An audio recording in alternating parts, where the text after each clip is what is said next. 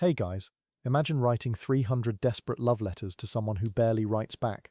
Napoleon Bonaparte, conqueror of Europe, reduced to begging for a single word from his wife Josephine.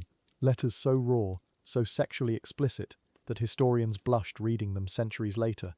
Yet this same obsessed lover would coldly divorce her in a ceremony that left them both sobbing. What transforms passionate devotion into calculated betrayal? Tonight we uncover the impossible choice between love and legacy. Before we dive into this heartbreaking story, get comfortable, dim those lights, settle into your pillows. If this content helps you unwind, hit subscribe and join our community of history lovers. I'm curious, drop a comment telling me where you're listening from tonight and what time it is there. Are you in Tokyo at sunrise? London past midnight? There's something magical about sharing these timeless stories across time zones. Let's explore how even emperors can't escape the pain of loving someone who can't love them back the same way. Chapter 1. The Obsession That Couldn't Conquer. Paris, 1795. The guillotine's work was finished, but its shadow lingered over everything. Josephine de Beauharnais emerged from prison a 32-year-old widow. Her first husband's head claimed by the revolution. She had 2 children, elegant manners, aristocratic connections, and absolutely no money. In post-revolutionary France, a woman's survival depended entirely on finding the right man's protection. She needed security. She found Napoleon Bonaparte instead. Sometimes the universe has a twisted sense of timing. He was 26, awkward, unfashionable, a Corsican artillery officer with brilliant tactical instincts and zero experience with women. Short, intense, completely out of place in Parisian drawing rooms where Josephine moved with practiced grace. When they met, it wasn't love at first sight. It was necessity meeting ambition. Her son needed his father's sword back, confiscated during the Terror, a simple bureaucratic request that would reshape European history. Strange how the smallest moments pivot into the largest consequences. Neither saw what was coming. Napoleon's courtship was relentless, overwhelming. He bombarded her with letters that dripped desperation. "I wake filled with you. Your portrait and the intoxicating evening we spent yesterday have left no rest to my senses." Multiple letters daily, sometimes hourly. Josephine called him her funny little man behind his back. She delayed their wedding twice. He represented everything she needed: protection, rising prestige, financial security. She represented everything he craved: elegance, sophistication, acceptance into the world that had always excluded awkward Corsican officers. It should have been purely transactional. They married in March 1796, in a ceremony built on lies. Napoleon claimed to be older than he was. Josephine claimed to be younger. He was 26, she was 32. 2 days after the wedding, Napoleon left to command the Italian campaign. His letters from the battlefield became increasingly frantic, sexually explicit, emotionally raw. He begged for responses. Josephine rarely bothered writing back. She was busy in Paris, having an affair with a handsome young officer named Hippolyte Charles. Everyone knew, everyone except Napoleon, who was conquering Italy and pouring his heart onto paper. Picture this: Europe's greatest military genius reduced to a lovesick boy, writing letter after desperate letter between battles, 1,000 kisses, and not one below the heart. While he's reshaping the continent's political map, she's laughing at his awkward passion with her lover. The contradiction is almost painful. The man who could outthink every general in Europe couldn't see the most obvious betrayal happening in his own home. When he finally discovered the truth in 1798, the devastation nearly destroyed him. Some obsessions burn so bright they blind us to everything else. Napoleon's response to betrayal was immediate and very human. He began his own affair in Egypt with Pauline Forez, a pretty officer's wife. 2 could play this game, but here's where their story takes an unexpected turn. When Napoleon returned to France in 1799, something shifted. The mutual infidelity should have ended everything. Instead, when they reunited, the passion reignited. He forgave her. She began to genuinely appreciate the man she'd married for convenience.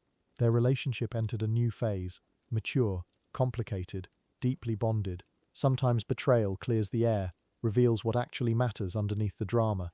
For nearly a decade, they were a formidable team. Josephine became more than Napoleon's wife. She was his political partner, his advisor, his luck charm. He genuinely believed she brought him military success. She softened his rough Corsican edges, taught him how to navigate European court life. When he crowned himself emperor in 1804, she stood beside him as empress. But empires demand heirs. Josephine was likely past childbearing age, after years of marriage, no children together. Napoleon's brothers whispered constantly about divorce. The pressure mounted like water behind a dam, building toward an inevitable break. For 5 years, Napoleon resisted. Empire or no empire. He couldn't imagine life without Josephine. But by 1809, the political reality became unavoidable. France needed legitimate succession. His dynasty required an heir. The decision that would haunt him forever was no longer avoidable. Sometimes love isn't enough. Sometimes duty demands sacrifices that tear the heart apart. The man who had conquered most of Europe was about to face his most devastating defeat, not on any battlefield, but in a quiet room where he would have to choose between the woman he loved and the empire he'd built. The divorce ceremony in December 1809 was extraordinarily painful to witness. Josephine collapsed sobbing, unable to read her consent statement aloud. Napoleon read it for her, his voice breaking with emotion. Here was the man who'd addressed armies, negotiated with kings, reshaped European law, reduced to tears while dissolving his marriage. He provided her with generous palaces, vast income, promised she would always be his dearest friend. They both knew this was goodbye to more than marriage. It was goodbye to the only relationship that had ever made Napoleon feel truly human. Napoleon remarried quickly.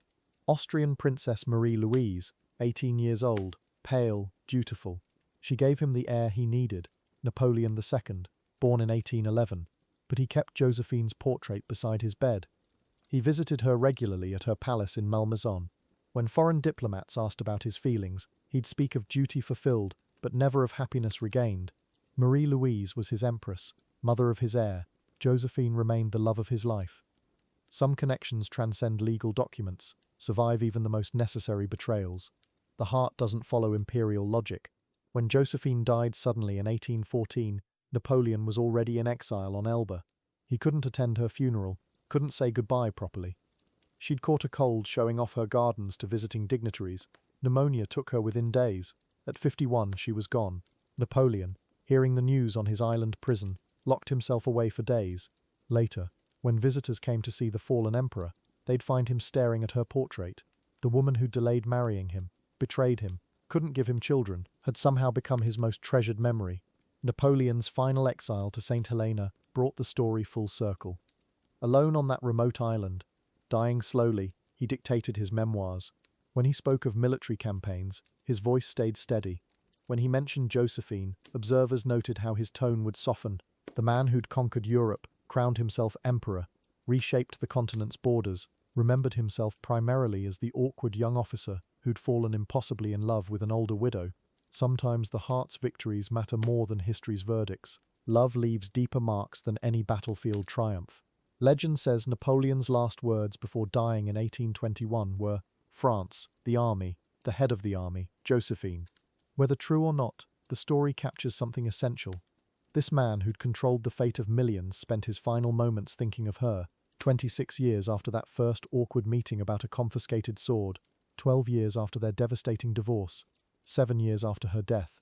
Some loves transcend time, survive every betrayal and separation. Even emperors can't escape the gravitational pull of the heart that understood them when they were nobody special. There's something profoundly human about Napoleon and Josephine's story. The insecure young man who found confidence through her sophistication. The pragmatic woman who gradually came to love the awkward officer she'd married for security. Mutual betrayals somehow forgiven. And ultimately, the impossible choice between personal happiness and historical duty. The most powerful man in Europe couldn't escape humanity's oldest dilemma, whether to choose the person who makes you happy or the path that serves your ambitions. Sometimes, heartbreakingly, we cannot have both. Sweet dreams and wake knowing more about love's beautiful contradictions. Chapter 2. Love in the Trenches. Paris, 1795. The guillotine's shadow still lingered over a city trying to forget its bloodiest years. In this fractured world, two unlikely souls would meet, not through romance but through necessity. She was Josephine de Beauharnais, a 32-year-old widow who had barely escaped the terror's blade. He was Napoleon Bonaparte, an awkward 26-year-old Corsican officer with brilliant military instincts and absolutely no experience with women. Neither imagined they were about to begin history's most documented love affair. Their first meeting was almost comically mundane. Josephine's teenage son needed his father's sword returned, confiscated during the revolution's chaos. Napoleon, as an artillery officer could help retrieve it.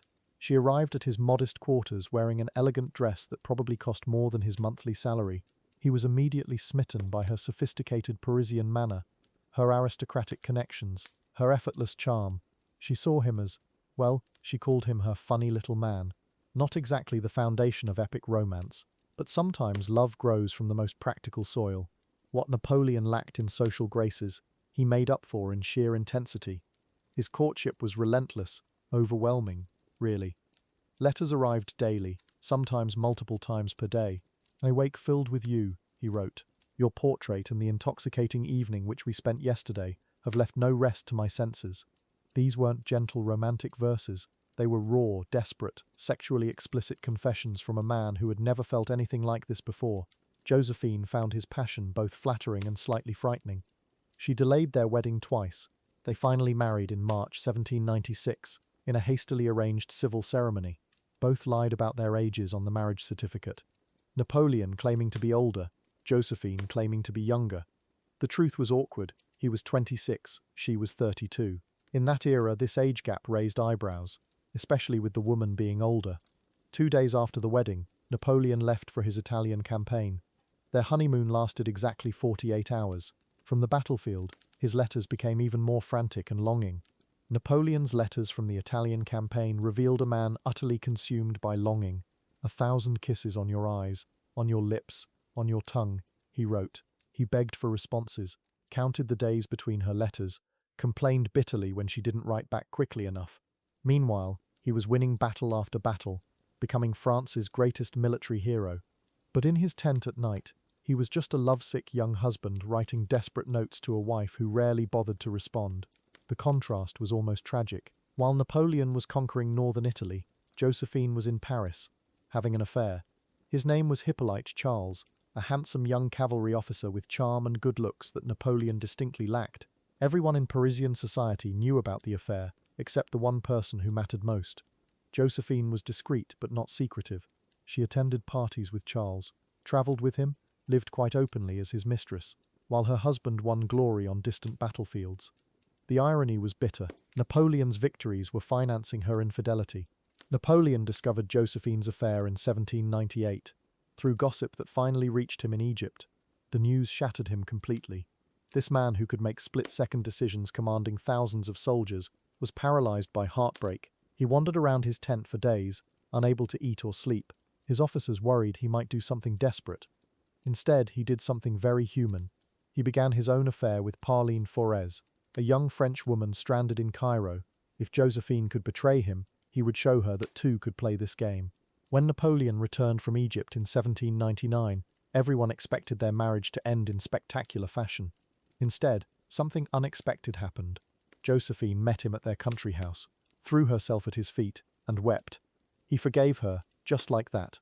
Their mutual infidelity, rather than destroying their relationship, seemed to mature it. They understood each other now, as flawed, passionate, complicated people. The desperate neediness of their early marriage gave way to something deeper, genuine partnership built on shared ambition, and surprisingly, real affection.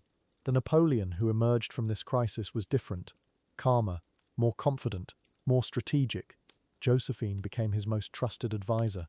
She taught him the subtle arts of court politics, helped him navigate the treacherous social waters of Parisian society. He genuinely believed she brought him luck in battle. Before major campaigns, he would press his face against her dress, breathing in her scent for good fortune. She softened his rough Corsican edges, while he provided the power and protection she had always needed. They became a formidable team. As Napoleon crowned himself emperor in 1804, Josephine stood beside him as empress, the ultimate validation of their partnership. She had transformed from a desperate widow into the most powerful woman in Europe, but power brought new pressures. The empire needed legitimate succession. Josephine was in her 40s now, well past typical childbearing years. They had tried for nearly a decade to have children together without success. Napoleon's brothers whispered constantly in his ear, "Divorce her, marry a young princess, secure the dynasty." For 5 years, Napoleon refused to listen. The pressure for an heir became unbearable by 1809. Napoleon's empire stretched across Europe, but it could all crumble without legitimate succession.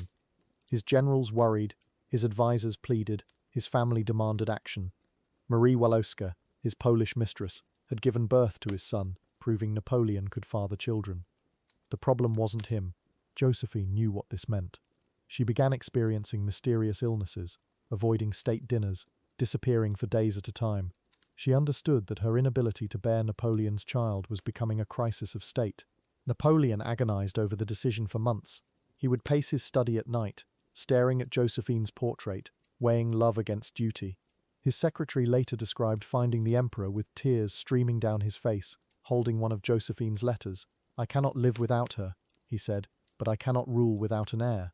The man who had reshaped the map of Europe was paralyzed by this choice. Finally, in November 1809, he made his decision. He would sacrifice his personal happiness for the empire's future. The announcement came like a thunderbolt through court. The divorce ceremony on December 15th, 1809, was one of the most painful spectacles in imperial history. Josephine tried to read her consent statement, but collapsed sobbing halfway through. Napoleon had to finish reading it for her, his own voice breaking with emotion. "The woman who has been at my side for 13 years deserves to retain the rank and title of empress," he declared. She would keep her palaces, her income, her dignity, but not her husband. When the ceremony ended, they clung to each other like drowning people, weeping openly before the assembled court. Even after their divorce, Napoleon and Josephine remained devoted to each other in ways that confused everyone around them. He visited her regularly at Malmaison, her favorite palace. She kept his portrait beside her bed. When he remarried Austrian Princess Marie-Louise in 1810, Josephine sent congratulations and gifts. Napoleon kept Josephine's portrait in his private chambers, even as a new empress shared his bed. This wasn't typical behavior for divorced monarchs, but then again, theirs had never been a typical marriage. Love, it seemed, could survive the end of marriage itself. Josephine died suddenly in May 1814, just as Napoleon was beginning his exile on Elba. He was devastated by news that reached him weeks later. "She loved me truly," he told his aide. When Napoleon escaped Elba for his 100 Days campaign, one of his first acts was visiting Josephine's tomb at Malmaison. He stood there alone for an hour, touching the roses she had planted, even facing Waterloo, even staring at his own destruction. He found time to grieve the woman he had chosen duty over. Some love stories don't end with marriage or divorce. Napoleon's final words before his death in 1821 were reportedly, "France, the army, the head of the army, Josephine." After conquering most of Europe, after reshaping the modern world, after becoming history's most famous emperor, he died thinking of her. Their love story reveals something profound about power and passion, duty and desire. Even the most powerful man in Europe couldn't escape the fundamental human dilemma. Sometimes we cannot have both the person who makes us happy and the choice that serves our ambitions. Sometimes, heartbreakingly, love is not enough. But sometimes, it's everything. Chapter 3. Romance Transcending Time. Here's what the history books rarely tell you about Napoleon and Josephine. Their love story wasn't the fairy tale we imagine. It was messier, more human, more real. Two people who found each other at exactly the wrong moment, yet somehow created something that survived betrayal, political pressure, and even divorce itself. This is about love that refused to fit into neat categories. By 1805, Napoleon was Emperor of France. Josephine was his empress. They'd survived her affair, his retaliation, the early awkwardness of their mismatched beginning. What emerged was something neither had expected: partnership, real partnership. She advised him on political appointments. He relied on her social intelligence. Together they created a court that balanced revolutionary ideals with imperial grandeur. They were a team now, but love, even transcendent love, cannot escape the weight of history. Napoleon needed an heir. The empire demanded it. His brothers whispered constantly about divorce. Josephine was 42 in 1805, likely past childbearing. Every month that passed without pregnancy became a political crisis. Yet Napoleon continued to resist. For 4 more years he chose love over dynasty. That's remarkable when you think about it. Their private moments during this period reveal something beautiful and heartbreaking. Napoleon would find Josephine in her garden at Malmaison, surrounded by her roses. She loved roses, collected them from around the world. He would sit beside her discussing military campaigns or court politics. These weren't the desperate, obsessive letters of their early courtship. This was deeper, companionate love, the kind that develops when two people truly know each other. Josephine understood Napoleon in ways no one else could. She saw past the public persona to the insecure Corsican boy who still mispronounced French words when he was tired. She knew he touched his watch obsessively before battles. She knew he feared thunderstorms but would never admit it. She knew that beneath the imperial crown was a man who still needed reassurance that he was worthy of love. And Napoleon, he saw through Josephine's carefully constructed elegance to the woman who'd survived the terror's guillotine by pure luck, who'd been imprisoned, widowed, left with nothing but her children and her intelligence. He understood that her initial reluctance to marry him hadn't been cruelty, it had been survival instinct. A woman learning to trust again after trauma. Their love was built on this mutual recognition of vulnerability. The pressure mounted gradually. Then all at once, by 1807, Napoleon's victories at Austerlitz and Jena had made him master of Europe. But what good is an empire without succession? His ministers grew bolder in their suggestions. Foreign diplomats began hinting at advantageous marriages with Austrian or Russian princesses. The very success of Napoleon's reign was creating the conditions that would destroy his marriage. Josephine felt it coming. She began having terrible nightmares, dreams where Napoleon announced their divorce in front of the entire court. She would wake gasping, reaching for him in their bed at the Tuileries. Sometimes he was there, sometimes he was away on campaign, but even when he was beside her, she felt him slipping away. The weight of empire was pulling him toward a choice she couldn't bear. In 1808, something shifted. Napoleon began talking about legacy, about what would happen to France after his death. He spoke of it abstractly at first, but Josephine understood. She'd been married to powerful men before. She recognized the language of political necessity. The conversations they avoided became the silent presence in every room. Their love was about to be sacrificed on the altar of imperial duty. The final year of their marriage, 1809, was both tender and tragic. Napoleon delayed the inevitable decision month after month. He would hold Josephine close at night, as if physical proximity could stop political reality. She began giving away her jewelry to friends, small gifts that felt like farewells. They both knew what was coming, but neither could bear to speak it aloud first. When Napoleon finally made his decision, it came suddenly. November 1809, he called Josephine to his study after dinner, told her simply that they must divorce for the good of France. She didn't argue. She'd been preparing for this moment for 2 years. Instead, she asked only one thing, that he promised to remember their happiness, that he not let duty erase what they'd shared. He promised, his voice breaking. The divorce ceremony on December 15th was orchestrated political theatre, yet somehow became achingly human. Josephine couldn't read her statement of consent through her tears. Napoleon had to finish it for her, his own voice cracking. The courtiers present described a scene of genuine grief. This wasn't relief or political calculation. This was two people saying goodbye to the great love of their lives. What happened next reveals the true nature of their bond. Most divorced couples of their era never saw each other again. Napoleon and Josephine couldn't stay away. He visited her at Malmaison regularly. She still advised him on political matters.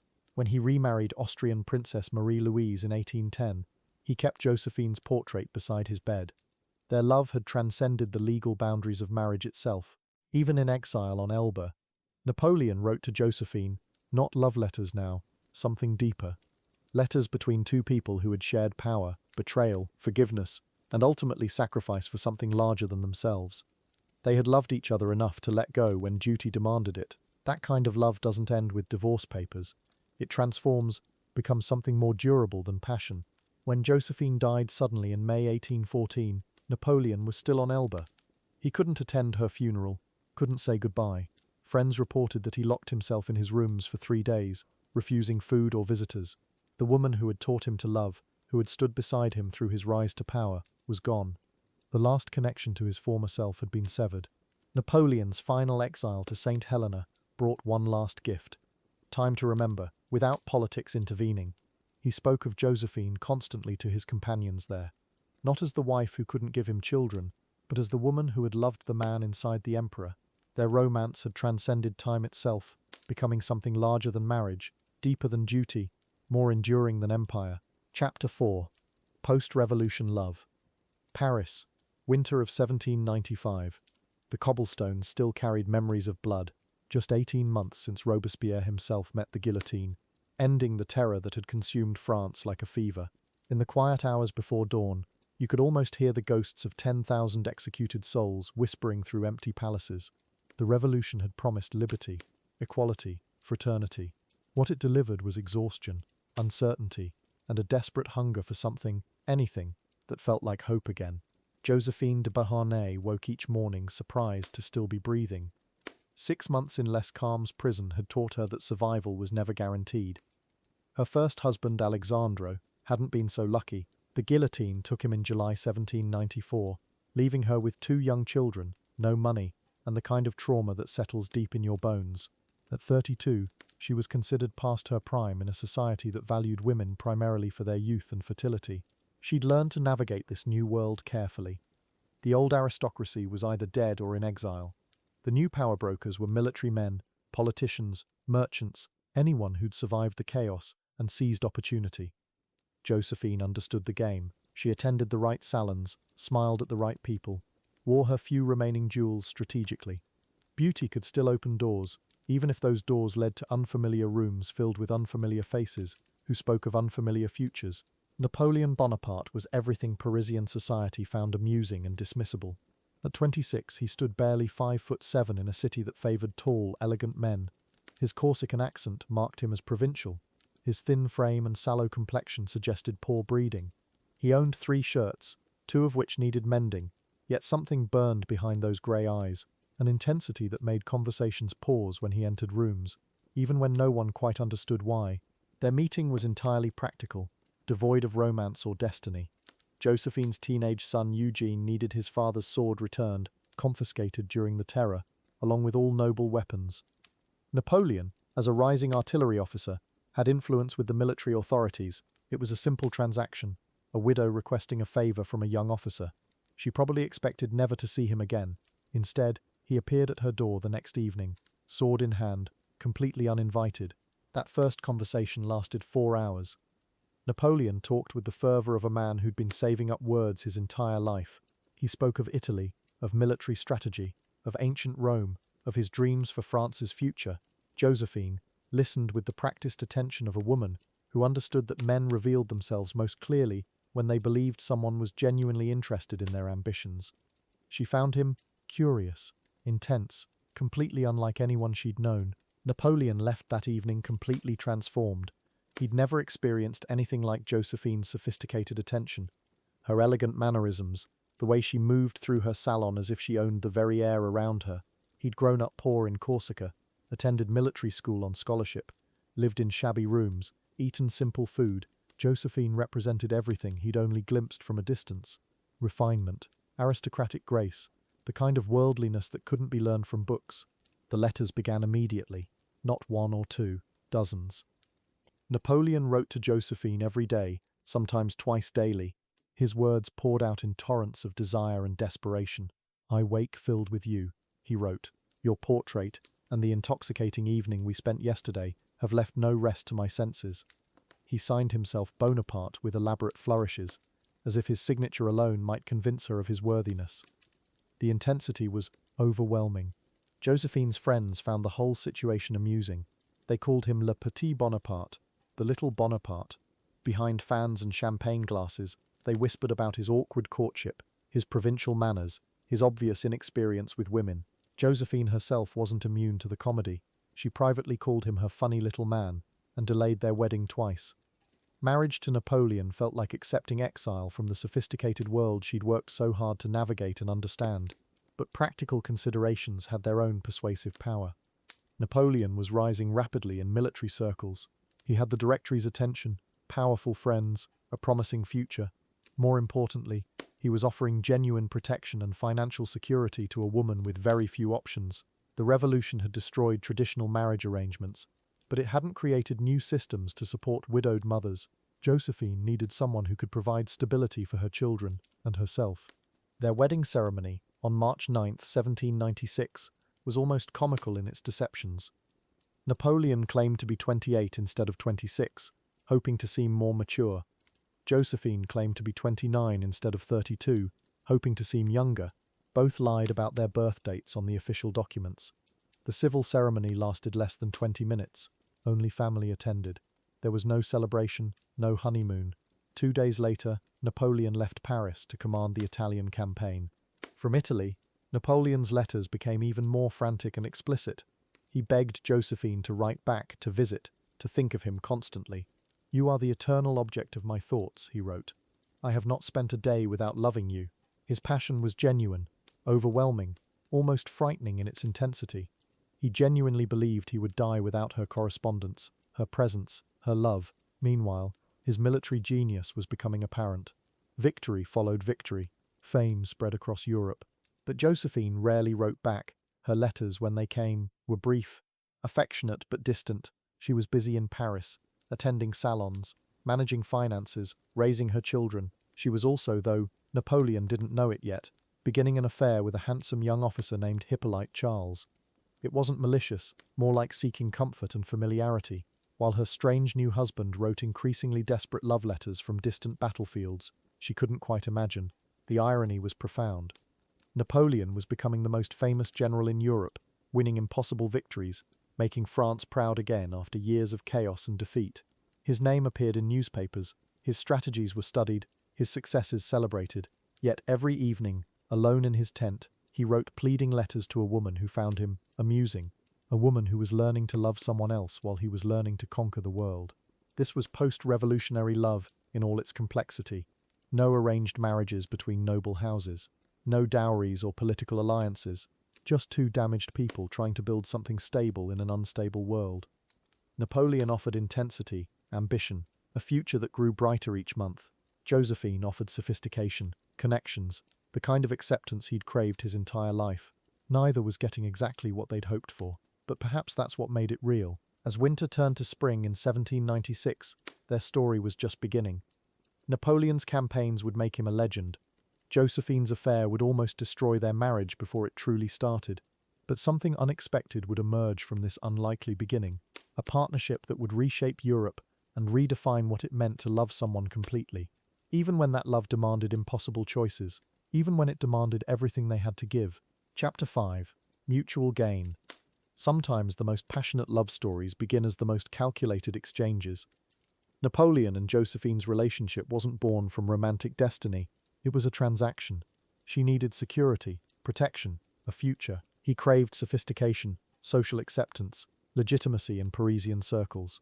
What neither expected was how perfectly they would complete each other's deepest hungers. This is the story of how mutual need transformed into something far more powerful. Napoleon's deficits were glaring in 1795 Paris. Short, awkward, unfashionable. His Corsican accent marked him as foreign. His military genius meant nothing in salons where wit mattered more than strategy. He had no fortune, no family connections, no understanding of aristocratic society. Most importantly, he had no access to the elegant world that fascinated him. He was brilliant enough to conquer armies, but completely lost navigating dinner parties. He needed a guide. Josephine's situation was equally desperate, though disguised by her grace. At 32, she was past the ideal marrying age.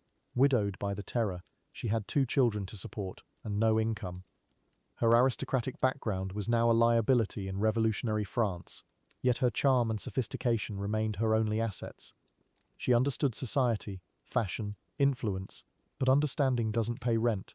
She needed a protector with rising prospects. What Napoleon craved most wasn't power, it was acceptance. Josephine embodied everything that had been denied to him. She moved through Parisian society like she belonged there, because she did. Her laugh, her taste, her effortless elegance. These were the keys to a world that had always excluded him. Through her, he could transform from provincial soldier to sophisticated gentleman. She was his passport to legitimacy in the circles that mattered. Josephine needed more than money. She needed protection from a dangerous world. Revolutionary France was unpredictable. Fortunes vanished overnight. Former aristocrats lived in constant fear of denunciation. Napoleon represented rising power, military success, political protection. He was ambitious enough to go far, young enough to last, infatuated enough to be generous.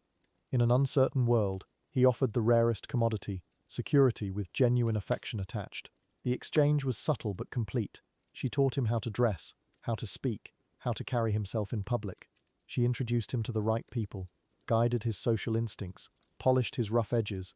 In return, he provided financial security, political protection, and something unexpected, genuine devotion. While other powerful men treated women as possessions, Napoleon treated Josephine as a partner.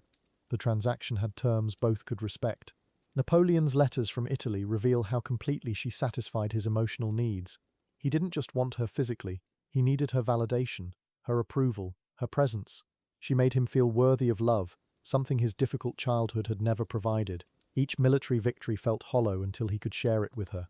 She wasn't just his wife, she was his audience, his mirror, his proof that he mattered. For Josephine, Napoleon provided more than security. He offered genuine partnership. Unlike her first husband, who treated marriage as duty, Napoleon consulted her on everything. Military campaigns, political decisions, personal dilemmas. He valued her judgment. She discovered she had a talent for politics, for reading people, for understanding power. Through him, she found purpose beyond survival. She became truly influential for the first time. Their mutual transformation was remarkable. Napoleon grew from awkward provincial soldier into sophisticated leader of France. His success wasn't just military, it was social, political, personal. He learned to charm ambassadors, navigate court intrigue, project imperial authority. Meanwhile, Josephine evolved from desperate widow into one of Europe's most powerful women. She shaped fashion, influenced policy, commanded respect. They made each other into better versions of themselves. The transaction deepened into genuine intimacy because both parties delivered completely. Napoleon never forgot what Josephine had given him, access to a world that would have remained forever closed. Even at the height of his power, he credited her with his social success. She never forgot that he'd rescued her from poverty and uncertainty, then treated her as an equal partner. Gratitude mixed with affection created something stronger than romantic infatuation. Their complementary needs created perfect balance. Napoleon's intensity matched Josephine's sophistication. His emotional vulnerability balanced her social confidence. His military genius complemented her political intuition. Where he was direct, she was subtle. Where he was passionate, she was measured. Together they became more formidable than either could have been alone. The whole exceeded the sum of its carefully negotiated parts. Even Napoleon's famous jealousy served their mutual interests. His possessiveness proved to French society that this wasn't a cold political marriage, it was passionate love. Her ability to inspire such devotion in Europe's most powerful man enhanced her own status. Their drama became part of their legend. Every public argument, every reconciliation, reinforced the image of epic romance that benefited both their reputations. Josephine's influence on Napoleon's rise was immeasurable. She taught him that power required more than military victory. It demanded cultural sophistication, social grace, political finesse. Her salon became his university. Her friends became his allies. Her taste shaped his court. Without her guidance, Napoleon might have remained a successful general.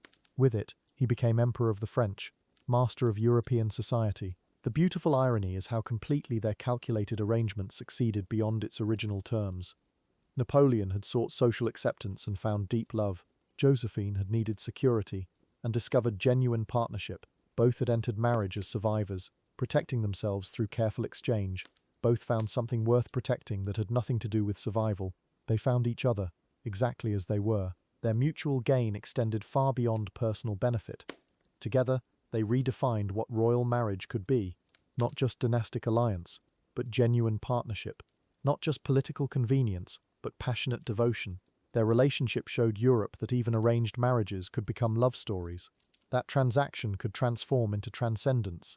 They proved that practical beginnings didn't preclude powerful endings. This is what made their eventual divorce so tragic. It wasn't passion that failed them, it was success. Napoleon had gained everything Josephine could give him. She had secured everything he could provide her. Their transaction was complete, their mutual transformation finished, but empires demand heirs, and their perfect partnership couldn't produce the one thing politics required. Sometimes love isn't enough to overcome the very ambitions it helped create. Chapter 6. Overflowing Passion. Napoleon's courtship wasn't romantic, it was relentless. Within days of meeting Josephine, this awkward 26-year-old officer transformed into something approaching a stalker. He bombarded her with visits. Flowers arrived daily. He wrote letters with the desperate intensity of a drowning man reaching for rope. Josephine had never encountered anything like it, and frankly, she wasn't sure she wanted to. The letters began immediately, sometimes 3 a day. Napoleon poured his entire emotional life onto paper with breathless, overwhelming honesty. "I wake filled with you," he wrote. "Your portrait and the intoxicating evening we spent yesterday have left no rest to my senses." This wasn't courtship, it was confession. Raw, desperate, utterly without the cool sophistication Parisian society expected from its suitors. His words grew more intense, more explicit. 1,000 kisses, he wrote, but give me none in return, for they set my blood on fire. He begged her to write back, pleaded for reassurance, asked her to confirm she felt even a fraction of what consumed him completely. The man who would soon command armies across Europe couldn't command his own heart, and everyone could see it. Napoleon's obsession was visible to all of Paris. He attended every salon where Josephine might appear. He lingered after dinners, hoping for private moments. Friends watched him pace outside her house on Rue Chantereine. This brilliant military strategist who could outmaneuver enemy generals had no strategy for love, just overwhelming, embarrassing need. His vulnerability was almost painful to witness. Josephine's response was fascinating. She rarely wrote back. When she did, her letters were brief, polite, emotionally distant. While Napoleon poured his soul onto paper, she offered pleasant acknowledgments. "Your letter was received with pleasure," she might write. Nothing more. Her friends reported she found his intensity amusing, even calling him her funny little man behind his back. She delayed, constantly. Napoleon proposed marriage within months. She postponed the wedding, twice. She claimed she needed time, needed to think, needed to consider her children. Napoleon accepted every excuse, waited through every delay, growing more frantic with each postponement. His friends warned him he was making a fool of himself. He didn't care. He couldn't care. The contrast was striking. Here was Napoleon, desperate, devoted, writing letters that historians would later blush to read. And here was Josephine, elegant, detached, treating his overwhelming passion with the same mild interest she might show a persistent admirer at the opera. She held all the power in this relationship, and she knew it perfectly well. Their wedding, when it finally happened in March 1796, was odd. A quick civil ceremony with few witnesses. Both bride and groom lied on the marriage certificate. She about her age, making herself 6 years younger. He about his, claiming to be 18 months older. Even their wedding began with deception, each trying to narrow the gap between them. Josephine was actually 32, Napoleon was 26. In an age where men typically married younger women, this reversal felt significant. She brought sophistication, connections, worldly experience. He brought intensity, ambition, and an almost childlike emotional dependence. The age gap explained much about their dynamic. She was the adult, he was the infatuated boy. The ceremony itself lasted minutes. No church, no celebration, no honeymoon. Just a brief exchange of vows in a municipal building, witnessed by a handful of friends. Josephine wore a simple dress. Napoleon arrived late, still in his military uniform. Even their wedding felt hurried, as if she wanted it over with quickly. 2 days after the wedding, Napoleon left for Italy to command his first major military campaign. 2 days, he'd pursued her for months, waited through delays, finally married her, then immediately departed. But the letters continued.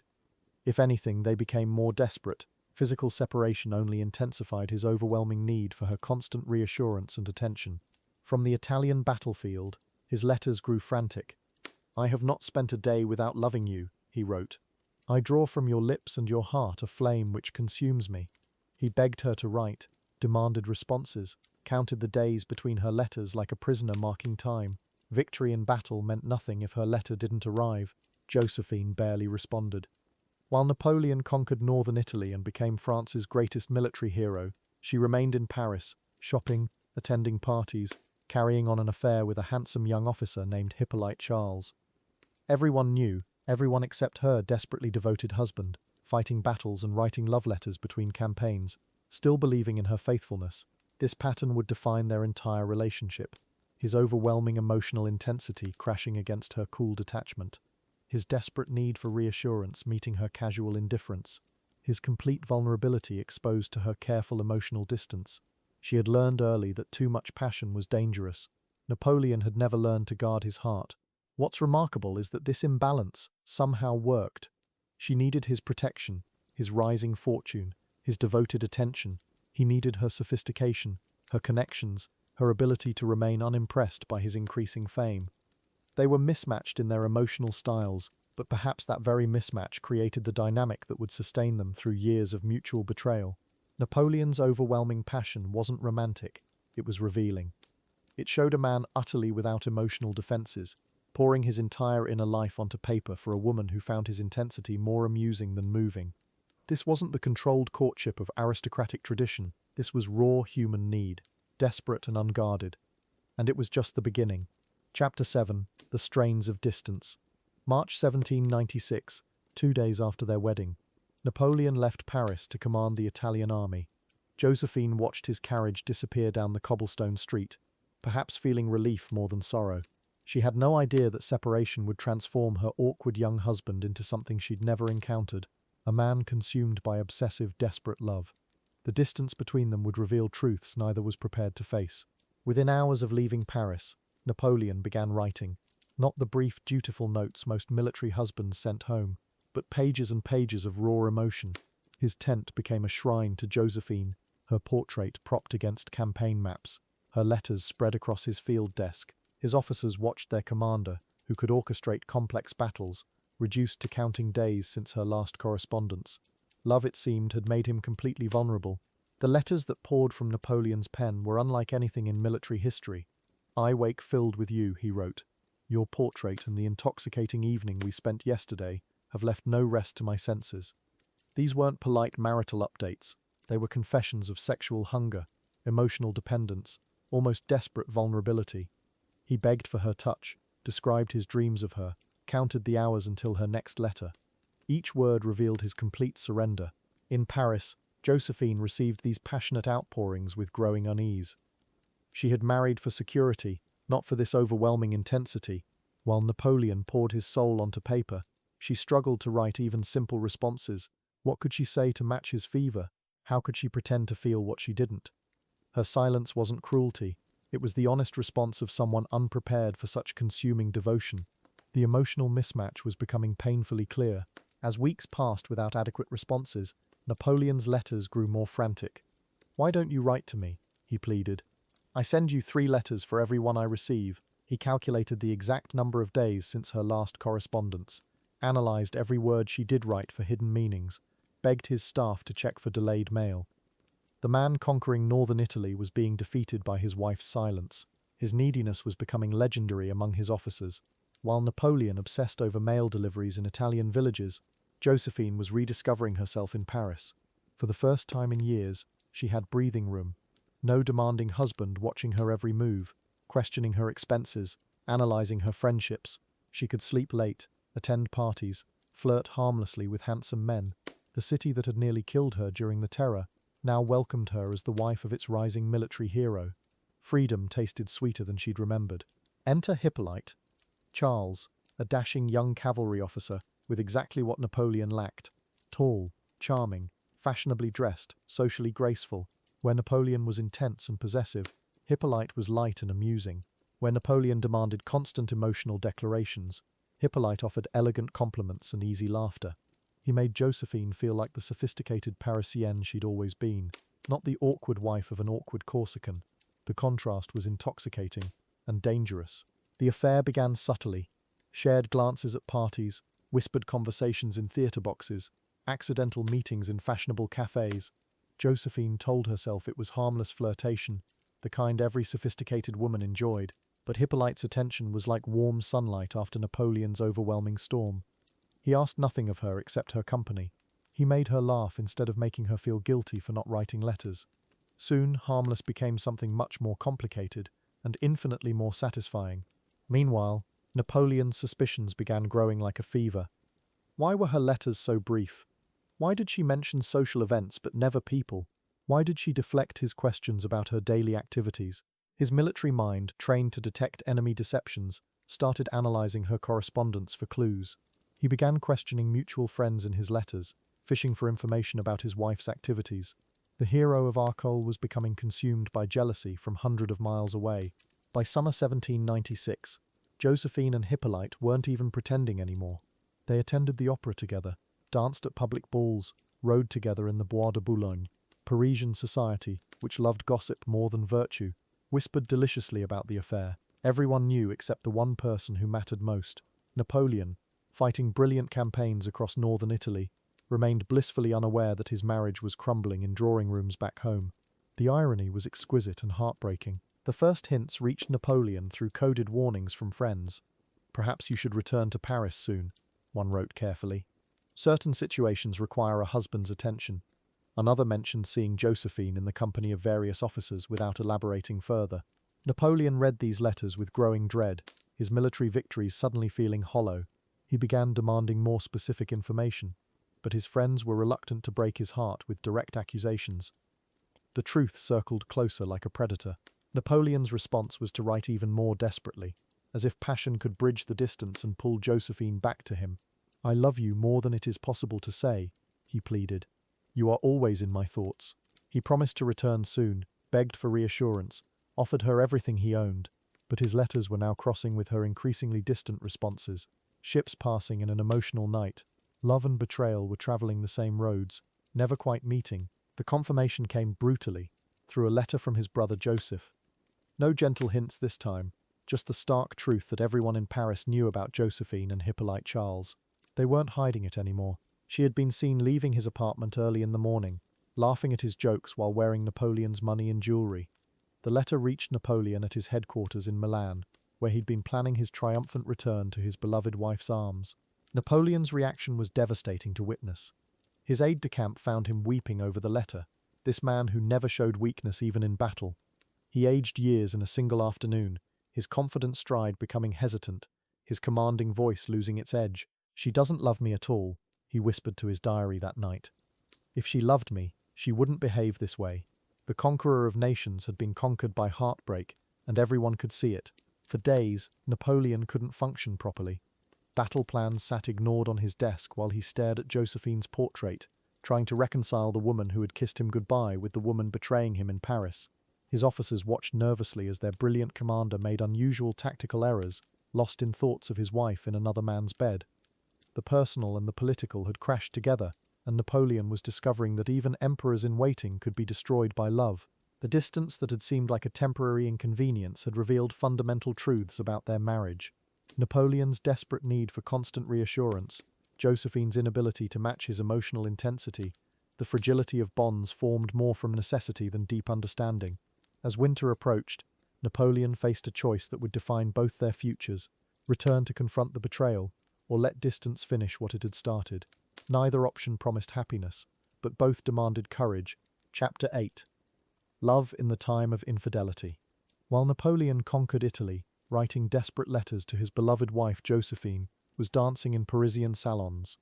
She wore white muslin gowns that clung to her figure and laughed at witty conversations Napoleon could never match.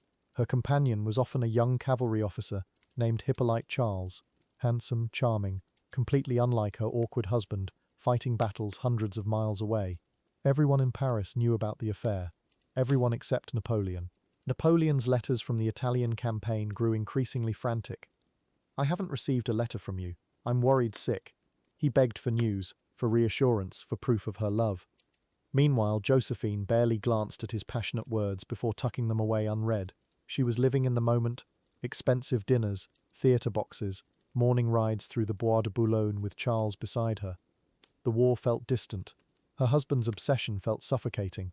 The whispers finally reached Napoleon in 1798.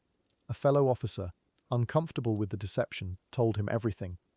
Josephine, his incomparable Josephine, had been unfaithful for months. Napoleon's reaction was swift and devastating. The man who commanded armies couldn't control his own wife. His pride shattered, his trust evaporated. If she could betray him, if love meant nothing, then he would learn to live without it. He would show her exactly how that felt. In Egypt, Napoleon met Pauline Forez, a young officer's wife with blonde hair and playful eyes. She was everything Josephine wasn't: young, eager, genuinely impressed by his brilliance. Their affair began as revenge, but quickly became something more. For the first time in years, Napoleon felt desired rather than desperate. Pauline listened to his plans, admired his strategies, made him feel powerful in ways that had nothing to do with military conquest. This was retaliation, but it was also genuine attraction. News of Napoleon's Egyptian affair reached Paris quickly. Military gossip travels fast, and Josephine's friends were eager to share the details. She was stunned. Her husband, her devoted, obsessive husband, had found someone else. The irony wasn't lost on her. While she'd dismissed his passionate letters as dramatic nonsense, he'd been learning to live without her. The tables had turned completely. Now she was the one wondering, waiting, worrying about losing him. Their reunion in France should have been a disaster. Both had betrayed their marriage, both had wounded the other deeply. When Napoleon returned from Egypt in 1799, Josephine raced to meet him, but arrived too late. He'd already reached Paris and found their house empty. His anger was cold, controlled, final. He refused to see her. She waited outside his door for hours, weeping, begging forgiveness. Their friends expected divorce. Instead, something unexpected happened. After 3 days of silence, Napoleon finally let her in. What happened in that room remains private, but servants heard voices, angry, then pleading, then something softer. By morning they emerged together. Whatever they'd said to each other had worked some kind of magic. The passion was back, but different now, deeper, more honest. They'd both strayed and both returned. They understood each other's capacity for betrayal and forgiveness. Their relationship entered a completely new phase. The desperate obsession was gone, replaced by something more mature and complex. They were partners now, not just lovers. Napoleon still adored her, but he wasn't consumed by her anymore. Josephine had learned to value what she'd nearly lost. Their letters became conversations between equals, rather than frantic pleas from him and distant politeness from her. They'd graduated from infatuation to genuine partnership. Josephine became Napoleon's political secret weapon. She understood Parisian society in ways he never could, which families mattered, how to win over skeptical aristocrats, when to push and when to retreat. At dinner parties, she would catch his eye across the room and nod slightly, time to change the subject, time to make an exit. She transformed him from a brilliant but awkward officer into someone who could command not just armies but drawing rooms. Napoleon began consulting her on everything: military appointments, diplomatic strategies, even battle plans.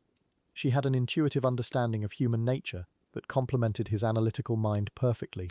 "What do you think of this general?" he'd ask, and her assessment was usually accurate. She could read people's ambitions, their fears, their loyalty. Together, they became formidable. The affair that could have destroyed them had somehow made them stronger, wiser, more united. Their mutual infidelity had taught them both hard lessons about love and power. Napoleon learned that devotion alone couldn't hold someone. You had to earn their respect, not just demand their loyalty. Josephine discovered that security wasn't enough. She actually needed the connection she'd taken for granted. They both learned they could survive without each other, which paradoxically made their choice to stay together more meaningful. This was love by decision, not just passion. Napoleon became convinced that Josephine was his lucky charm. Every major victory had come when she was by his side, or when he carried her letters into battle. She encouraged this superstition because she understood its deeper truth. Their partnership worked. When they were aligned, when they trusted each other, everything seemed possible. The man who believed in nothing but his own genius had found someone whose judgment he valued almost as much as his own strategic mind. Friends noticed how they'd changed. The desperate young couple who'd written frantic letters and staged dramatic scenes had evolved into something more sophisticated. They could disagree without threatening divorce. They could spend time apart without jealous scenes. Napoleon still wrote her love letters, but now they were filled with political news and strategic thoughts alongside the romantic declarations. She responded regularly, thoughtfully. They'd become real partners in every sense. The infidelity crisis had forced them to confront what they actually meant to each other, beyond the initial attraction. Napoleon realized he needed more than just her beauty and elegance. He needed her intelligence and social skills. Josephine understood she needed more than financial security. She needed intellectual partnership and genuine affection. Having nearly lost each other, they discovered what was worth fighting for. Their relationship had depth now, not just intensity. By 1800, they were operating as a true team. Napoleon handled military and political strategy, while Josephine managed the social and cultural dimensions of his rising power. She knew which wives to cultivate, which salons to attend, how to make former enemies feel welcome in their circle. He valued her opinions on everything from generals to government ministers. The woman who'd once seemed frivolous had become his most trusted advisor. The man who'd once seemed obsessed had learned to see her clearly. Their marriage had survived its greatest test and emerged transformed. The mutual betrayals that should have ended everything had instead stripped away illusions and revealed what was truly valuable. As Napoleon's power grew toward the imperial crown, Josephine would be beside him, not as a trophy wife but as a genuine partner. They'd learned that love could survive infidelity if both people were willing to forgive, to grow, and to build something better from the wreckage. Chapter 9. A Formidable Love. After years of passionate letters and mutual betrayals, something unexpected happened between Napoleon and Josephine. The desperate young general became emperor, and his elegant wife, she became something no one anticipated. Not just an empress, a political partner, his advisor, his luck charm. For the first time in their turbulent marriage, they stopped being lovers trapped in drama and became something far more dangerous, equals. Picture the private study at Malmaison, Napoleon pacing, maps scattered across mahogany tables, but now Josephine sits beside him, not waiting in the next room. She reads diplomatic correspondence, offers opinions on Austrian negotiations, suggests which generals might prove loyal. The woman who once called him her funny little man now shapes the fate of Europe. Her political instincts, refined through decades of survival, complement his military genius perfectly. Josephine possessed something Napoleon desperately needed: social grace. He could conquer armies but stumbled through dinner parties. She moved through Parisian society like silk through fingers, charming diplomats, reading unspoken tensions, gathering information that never appeared in official reports. At state dinners, she would catch his eye across crowded rooms, a slight nod indicating which ambassador needed attention, which alliance required delicate handling. Their morning routine became sacred. Coffee served on Severa's porcelain while Napoleon dictated correspondence, and Josephine sorted invitations, diplomatic requests, appeals from noble families seeking favor. She knew which requests deserved consideration, which petitioners brought useful connections. Her judgment, honed by years navigating revolutionary politics as a widow protecting her children, proved invaluable. They worked in comfortable silence, occasionally exchanging glances that spoke volumes. Napoleon genuinely believed Josephine brought him luck. Before major battles, he would touch her portrait, whisper her name like a prayer. His victories at Austerlitz, Jena, Wagram, all happened while wearing her miniature against his chest. Superstition perhaps, but powerful. His officers learned to watch Josephine's mood before campaigns. If she seemed anxious, they prepared for difficult fighting. If she smiled and kissed his forehead goodbye, victory felt assured. Their love letters changed during these years. Gone were Napoleon's desperate, sexually charged pleas from Italian campaigns. Instead, strategic discussions mixed with genuine affection. He sought her advice on complex political situations. She offered insights about human nature, warned him about ambitious courtiers, suggested diplomatic solutions his military mind missed.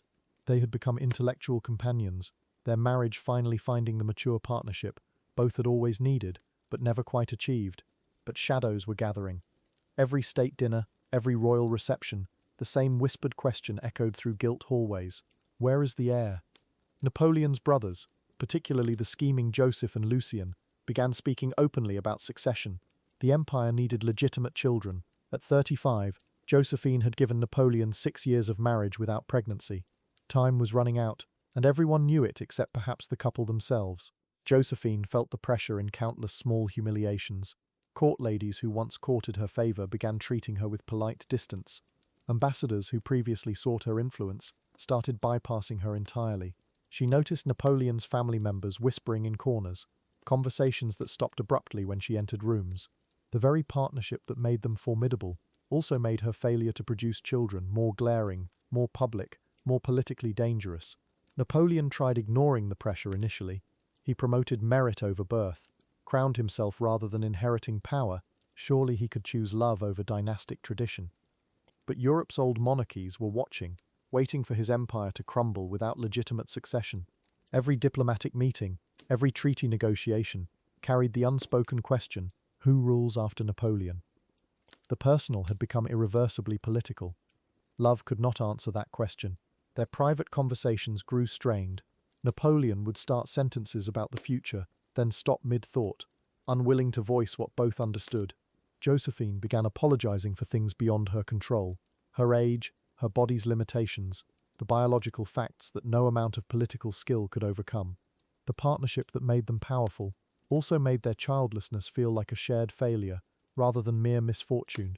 By 1807, the whispers became demands. Napoleon's ministers presented reports about European succession laws, reminded him that revolution hadn't changed biology, suggested suitable young princesses from established dynasties. Josephine watched these meetings through keyholes, knowing each conversation brought their divorce closer.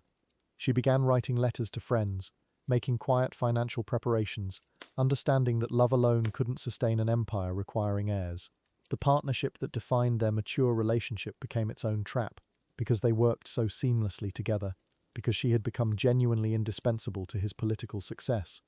Napoleon's eventual choice felt more brutal. He wasn't just divorcing a wife who couldn't bear children, he was dismantling the most effective political team in Europe. Their professional success made the personal sacrifice more agonizing, not less. Josephine started spending longer hours in her gardens at Malmaison, importing rare roses, creating beauty she could control when everything else felt uncertain. Napoleon would find her there evenings, still wearing state jewelry but kneeling in dirt, planting bulbs that might bloom after she was gone. They rarely spoke during these garden visits. Words had become dangerous. Every conversation risked acknowledging what they both knew was coming. Their last months of partnership carried a desperate intensity. Josephine threw herself into diplomatic work with renewed energy, as if proving her political value might somehow compensate for biological failure. Napoleon lingered after cabinet meetings, inventing reasons to extend their professional collaboration. Both understood they were borrowing time, that the empire's needs would eventually override personal happiness. The countdown had begun, though neither would say so aloud. The irony was crushing. After years of passionate drama, infidelity, and emotional chaos, Napoleon and Josephine had finally achieved the partnership they'd always needed. They understood each other completely, worked together flawlessly, had found mature love built on respect and shared purpose, and it was precisely this success, this proof of what they could accomplish together, that made their inevitable separation so heartbreaking for both. By 1808, their formidable love had become its own tragedy. They had everything except the one thing empires demanded, an heir. Their political partnership, their mature affection, their hard-won understanding, none of it could overcome biology and dynastic necessity. The very success of their relationship made its ending more cruel. They had finally found each other, just as forces beyond their control were pulling them apart. Chapter 10: The Breakdown.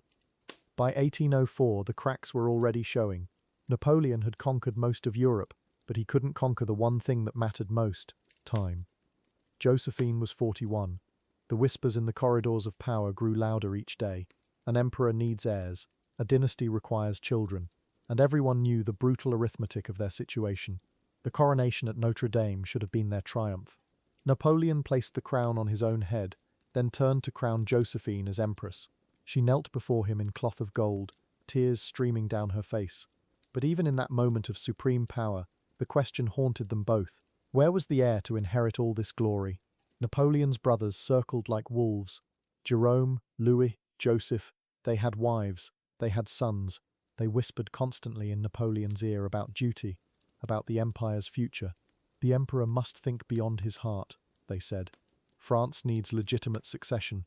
Their words were daggers wrapped in silk, each conversation another small betrayal of Josephine's hopes.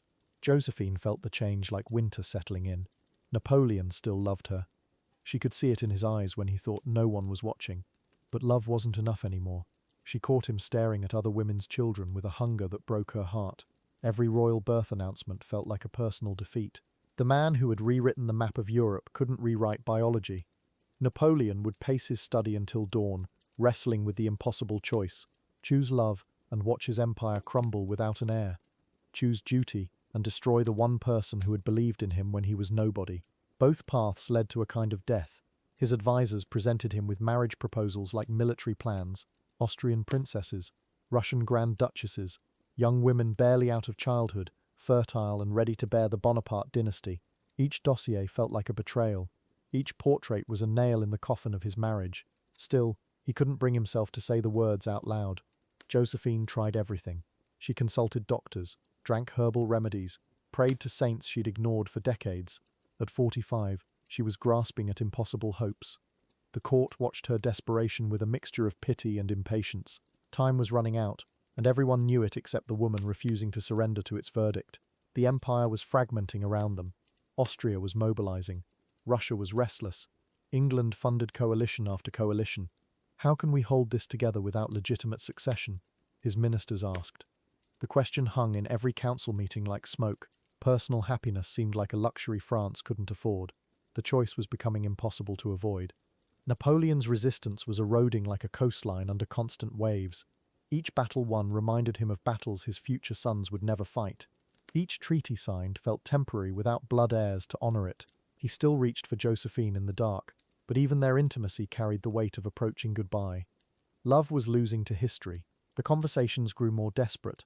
Perhaps adoption, Josephine would whisper, but Napoleon's eyes had already moved beyond such compromises. He needed children of his own blood, future Bonapartes who could claim divine right to rule Europe. Her stepchildren weren't enough anymore. Eugene and Hortense belonged to her first marriage, not to the empire Napoleon was building for eternity. Their last happy moment came during a quiet dinner in Malmaison. No servants, no courtiers, just the two of them eating simple food in the garden she loved. Napoleon held her hand across the table and said nothing about the future. They both knew this peace was borrowed time. Tomorrow would bring more pressure, more impossible choices. The emperor who had never surrendered a battle was about to surrender his heart. The realization hit him during a council meeting in 1809. His ministers were discussing succession, Austrian alliances, fertile young princesses. Napoleon found himself nodding. The word divorce hung in the air like a death sentence. He didn't contradict it. Josephine's fate was sealed. The preparations began in secret. Lawyers drafted documents. Diplomats negotiated terms with Austria. Marie-Louise was 18, blonde, and terrified of the man who had conquered her father's empire. Meanwhile, Josephine sensed the change like an animal sensing an approaching storm. Her husband's kisses tasted of goodbye. The end was coming, whether she acknowledged it or not. Napoleon couldn't sleep. He would stand at his window, staring out at the gardens where Josephine walked each morning. How do you divorce the person who made you human? How do you explain that love isn't enough, when history demands heirs? His conscience and his crown were at war, and the crown was winning through pure, relentless necessity. The final straw came when Austria offered not just a bride, but an alliance that could secure peace across Europe. Marie-Louise wasn't just a womb, she was a treaty made flesh. Napoleon's last defences crumbled. He called for the documents. The divorce papers arrived on his desk like a funeral arrangement. All that remained was telling Josephine her marriage was ending. On a cold December morning in 1809, Napoleon finally found the courage to speak the words that would destroy them both. "The interests of France demand," he began, then stopped. Josephine already knew. She had always known this day would come. They held each other and wept for the love that couldn't save itself from history's hunger for heirs. Chapter 11. The Excruciating Divorce. December 15th, 1809. The Tuileries Palace, Paris. A room that had witnessed coronations and victories now prepared for something far more painful. Heavy curtains blocked the winter light. The empire's most powerful couple would legally end their marriage in this suffocating space, surrounded by witnesses who'd rather be anywhere else. The air felt thick with dread. French law demanded specific words. Both parties had to publicly declare their consent to divorce. The emperor and empress must state, clearly and without coercion, that they wished to end their union. Simple legal language, routine bureaucracy, except nothing about Napoleon and Josephine had ever been routine. These weren't just any two people dissolving a contract. This was heartbreak disguised as paperwork. Josephine had spent hours preparing. Her ladies-in-waiting helped her dress in white silk, though it felt more like funeral attire than ceremony wear. She practiced the words she'd need to say, over and over. In the mirror, to her reflection, to the empty air, but practicing legal phrases and actually speaking them while watching your marriage die. Those were different things entirely. Napoleon paced his private study beforehand. The same man who'd commanded armies across Europe couldn't sit still for 5 minutes. He'd chosen duty over desire, dynasty over devotion. The decision was made, but knowing something is necessary doesn't make it hurt less. His hands shook as he reviewed his notes. Even emperors bleed when their hearts break. They entered the salon together one final time as husband and wife. Court officials filled the gilded chairs. Ministers, family members, witnesses, all there to watch love die in legal language. Napoleon wore his formal uniform. Josephine, that white silk that seemed to drain colour from her face. They took their designated positions. The ceremony began with unbearable formality. The court secretary read the legal requirements in monotone French. Marriage dissolution under the civil code. Mutual consent, no coercion. Public declaration required from both parties. The words echoed off marble walls like gunshots. Josephine's hands trembled in her lap. Napoleon stared straight ahead, jaw clenched. Soon they'd have to speak. Soon this would be real. Josephine was called first. She stood slowly, gripping the chair for support. The prepared statement lay folded in her hand, words declaring she freely consented to dissolve her marriage to Napoleon Bonaparte. Simple sentences, maybe 30 words total. She'd practiced them 100 times, but now, facing the reality, her voice simply wouldn't come. She opened her mouth. Nothing. The silence stretched impossibly long. Josephine tried again. Her lips moved, but no sound emerged. Then the tears started, slow at first, then uncontrollable sobbing that shook her entire body. 14 years of marriage, all those letters, all those reconciliations, all those forgiven betrayals. She couldn't say the words that would end it. She simply couldn't make herself speak. Napoleon couldn't watch her suffer anymore. He rose from his chair and moved toward her, not as an emperor, just as the man who'd loved her since he was 26 years old. Gently, he took the paper from her trembling hands. The room held its breath. He would speak her words of consent for her, even this final cruelty. He'd shoulder. His voice cracked on the first words. I, Josephine, Napoleon, who'd addressed armies, who'd negotiated with kings, who'd commanded respect from emperors, couldn't get through a simple legal statement without his voice breaking. He cleared his throat, started again. Each word felt like swallowing glass. I freely consent to the dissolution of this marriage. The witnesses shifted uncomfortably in their seats. This wasn't the cold state business they'd expected. This was watching two people's hearts break in real time. Some stared at their hands, others wiped away their own tears. Even the court secretary paused his note-taking. The empire's most powerful couple was crumbling before their eyes. Napoleon finished reading Josephine's statement, then spoke his own consent. His voice steadied slightly, the emperor reasserting control over the heartbroken husband. But everyone heard it tremble. The court secretary recorded the declarations. Legal requirements satisfied. After 14 years, 6 months, and 27 days, their marriage was officially dissolved. The paperwork was complete. What followed was the most uncomfortable silence in French imperial history. No one knew what to do. Applaud? Leave? Offer condolences? Josephine continued weeping. Napoleon stood frozen beside her chair. The witnesses sat motionless. Outside, Paris continued its daily business, unaware that inside the Tuileries, an empire's greatest love story had just legally ended. Finally, Napoleon helped Josephine to her feet. They walked together toward the salon doors, no longer husband and wife, but something else. Something undefined. Partners in this devastating necessity. The doors closed behind them, leaving the witnesses to whisper among themselves about what they'd just witnessed. History's most painful divorce was complete. In the private corridor, away from watching eyes, Napoleon and Josephine clung to each other, divorced, but not ready to say goodbye. Not yet, he whispered apologies. She whispered forgiveness. They'd chosen duty over desire, empire over emotion.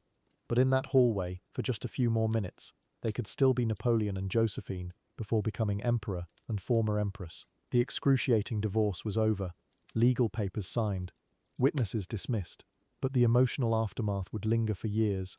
Napoleon would remarry for dynasty, Josephine would retire to Malmaison. Yet something between them never truly ended. Some bonds survive even legal dissolution, some loves persist beyond the ceremony designed to kill them. The heart, it seems, doesn't always obey imperial decrees. Chapter 12. End of a love story. The divorce papers were signed. The imperial decree was final. But Napoleon Bonaparte, who had just sacrificed his heart for an empire, couldn't simply walk away. What happened next defied every expectation of how political marriages should work. Even as he prepared to marry another woman, Napoleon remained devoted to Josephine in ways that shocked his court and revealed the true depth of their bond. The morning after that devastating ceremony, Napoleon appeared at Josephine's apartments unannounced. She was still in bed, eyes swollen from crying. He sat beside her for hours, holding her hand, making promises. He would take care of her always, she would want for nothing. The man who had just divorced her was already planning how to protect her from the consequences of his decision. Consequences he alone had chosen. Napoleon's financial provisions for Josephine were staggering, even by imperial standards. He granted her the magnificent Château de Malmaison permanently, plus an annual income of 3 million francs, more than most European princes possessed. He insisted she keep her title as empress, her ceremonial rank, her full household staff. His brothers protested this generosity. Napoleon's response was simple. She had been his wife. That meant something to him. At Malmaison, Josephine created her own court. She entertained foreign ambassadors, maintained correspondence with European royalty, and cultivated the most spectacular gardens in France. Her famous rose collection became legendary, over 250 varieties blooming in carefully planned succession. Visitors described her as gracious but melancholy, still elegant at 50, still carrying herself like an empress, because in Napoleon's eyes, she remained exactly that, his first empress. March 1810. Napoleon married Marie-Louise of Austria in a lavish ceremony designed to cement his alliance with the Habsburg dynasty. She was 19, blonde, shy, everything political calculation demanded. Yet that very night, after the wedding festivities ended, Napoleon sat at his desk writing letters, not to his new bride, but arranging his next visit to Josephine. Some habits of the heart proved impossible to break. Napoleon visited Josephine regularly, often without warning, sometimes staying for hours. They would walk through her gardens, discussing politics, reminiscing about their Italian campaigns. His staff learnt to build these visits into his schedule quietly. Marie-Louise never complained. She understood her role was dynastic, not romantic. These weren't secret meetings, they were the continuation of a friendship that transcended their former marriage, a bond deeper than law. Josephine remained Napoleon's emotional compass. Before major military campaigns, he would seek her counsel. When political pressures mounted, he found himself at Malmaison, pacing her drawing room while she listened patiently. She never criticized his decision to divorce her. Instead, she offered the same support she always had, understanding his burdens in ways his young Austrian wife simply couldn't. Experience creates irreplaceable intimacy. The contrast between his two wives defined Napoleon's internal contradiction. Marie-Louise was fertile, appropriate, politically valuable, everything an emperor needed. But she was also formal, dutiful, emotionally distant. Josephine was passionate, intuitive, politically astute, from years of experience. With Marie-Louise, Napoleon played his imperial role. With Josephine, he could still be the young general who had fallen desperately in love with sophistication, who had never stopped loving it. Josephine's social life flourished at Malmaison. She hosted intimate dinners for artists, writers, and foreign dignitaries. Her conversations sparkled with wit and political insight. Younger women sought her advice on fashion and romance. She became a kind of dowager empress, influential without official power. Yet friends noticed she kept Napoleon's portrait prominently displayed in her private rooms. The young general, not the emperor, smiling at her from their early years. Napoleon struggled with his decision daily. His letters to ministers reveal constant concern for Josephine's well-being, detailed instructions about her comfort, angry responses to any perceived slight against her. He had traded love for legacy, personal happiness for political stability. The birth of his son with Marie-Louise should have validated that choice. Instead, it seemed to intensify his protectiveness toward the woman he'd sacrificed to make that son possible. By 1814, Josephine's health was declining. She was 51, exhausted by years of court life, emotional stress, and the constant strain of maintaining her public composure. Friends noticed she tired easily, complained of headaches, spent more time alone in her gardens. She sensed something changing in her body, but characteristically kept her concerns private. She had always protected others from her burdens. Even approaching death couldn't change that graceful habit. Their final meeting took place in April 1814, just before Napoleon's first exile to Elba. He arrived at Malmaison unexpectedly, as always. They spent the afternoon walking through her rose gardens, blooming magnificently in the spring sunshine. Neither mentioned that this might be goodbye. They discussed practical matters, her finances, her health, the political situation. When he left that evening, she watched from her window until his carriage disappeared completely. May 29th, 1814. Josephine caught a sudden fever after hosting Tsar Alexander of Russia at Malmaison. Within days, the illness worsened dramatically. Her children rushed to her bedside as she drifted in and out of consciousness. Her final words were reportedly about Napoleon, wondering if he was safe on Elba, hoping someone would tell him she never stopped caring. She died peacefully just after noon, still wearing the ring from their early marriage. News of Josephine's death reached Napoleon on Elba 3 weeks later. His aides found him sobbing at his desk, her letter still unfinished in his hand. He locked himself in his room for 2 days, refusing all visitors. When he finally emerged, his hair had gone noticeably grayer. He would speak her name frequently during his exile, always with a tenderness that surprised those who knew him only as emperor, never just as a man who had loved. Even after her death, Napoleon's devotion continued. He kept her portrait beside his bed through his exile on St. Helena. His final recorded words before dying in 1821 included her name, Josephine. Not Marie-Louise, not his son, not France or glory, Josephine. His memoirs, dictated during those final years, returned obsessively to their early romance, their campaigns together, her intelligence and grace. Death couldn't diminish what she had meant to him. This is how love stories sometimes end. Not with dramatic reconciliation or bitter resentment, but with quiet, persistent care. Napoleon chose duty over desire, empire over happiness. But he never stopped protecting the woman he'd been forced to abandon. Their story proves that even political necessity can't entirely kill genuine affection. Sometimes the deepest love is found not in keeping someone, but in how tenderly you let them go, while never really letting go at all. Chapter 13. Love versus Duty. Here's something that will keep you thinking as you drift off tonight.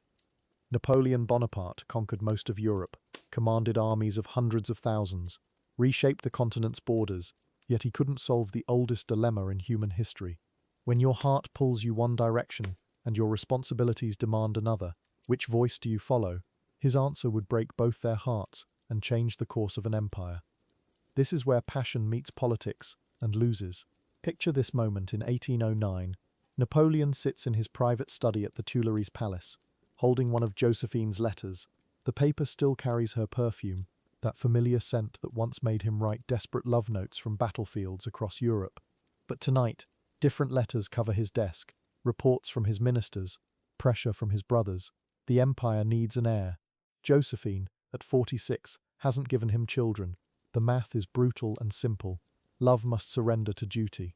For 14 years, Napoleon had defied expectations about their marriage. When society whispered that Josephine was too old, too sophisticated, too unfaithful, he defended her. When his family demanded he choose a younger bride who could bear sons, he refused. But by 1809, the weight of an empire pressed down on his shoulders. Every king in history faced this same calculation: personal happiness versus dynastic survival. The crown always won, always, even for the man who claimed to make his own rules. Think about what Napoleon was asking himself in those sleepless nights. Could he sacrifice the woman who taught him how to love for the abstract concept of imperial succession? Josephine had transformed him from an awkward, socially clumsy officer into a man who understood elegance, diplomacy, the subtle arts of power. She was his confidante, his advisor, his lucky charm. He genuinely believed her presence brought him military victories. How do you divorce your inspiration? How do you abandon your soul? Josephine knew what was coming. She watched Napoleon's growing distance, felt the political pressure building like storm clouds. In her letters to friends, she wrote about the unbearable tension of loving a man whose public role demanded he stop loving her. She understood the logic perfectly and hated every rational argument. This wasn't medieval France where queens were simply breeding stock. This was supposedly the modern era, where the revolution had promised that merit and passion mattered more than bloodlines and duty. The cruel irony was everywhere around them. The revolution had championed individual rights, personal choice, the pursuit of happiness. Romantic love was suddenly fashionable, even politically correct. Young couples across France were marrying for affection rather than arrangement. Yet here was Napoleon, the revolution's greatest champion, facing the same dynastic pressures that had trapped kings for centuries. Progressive ideals collided with ancient necessities. The future emperor discovered that some chains can't be broken, even by the man who broke Europe. By autumn 1809, the decision crystallized. Napoleon's ministers presented him with a list of suitable European princesses. Marie-Louise of Austria topped the list, daughter of the enemy he'd defeated repeatedly, but young enough to bear children and prestigious enough to legitimize his dynasty. The politics were perfect. The personal cost was devastating. Napoleon reportedly stared at Marie-Louise's portrait for hours, trying to imagine loving someone else, trying to imagine forgetting Josephine's laugh, her grace, her impossible sophistication. What haunts me about this story is how modern it feels. How many people today face smaller versions of the same dilemma? The job that demands you move away from the person you love, the family expectations that conflict with your heart's choice, the practical marriage versus the passionate one. Napoleon's struggle echoes in corporate boardrooms, in family dinners where parents pressure their children towards sensible partners. The scale was different, but the fundamental tension remains achingly familiar across centuries. December 15th, 1809. The formal divorce ceremony took place in the Tuileries Palace. Josephine arrived wearing white silk, her hands shaking so badly she couldn't hold her written statement. Napoleon had to read her words of consent for her, his voice breaking on every syllable. Court witnesses reported that both were sobbing openly. The Emperor of France and his Empress, reduced to heartbroken humans by the machinery of power. Duty had won, but victory felt indistinguishable from defeat. Even after the divorce, Napoleon couldn't let go completely. He visited Josephine regularly at her estate, Malmaison. He kept her portrait beside his bed, even after marrying Marie-Louise. When diplomatic protocol demanded he ignore Josephine at public events, he would find ways to send private messages, small gifts, reminders that his heart remained divided. Marie-Louise gave him the son he'd needed, but Napoleon never stopped calling Josephine his incomparable one. Duty had claimed his actions, but not his emotions. Here's what makes their story so tragic. Napoleon genuinely believed that sacrificing personal happiness would secure his empire's future.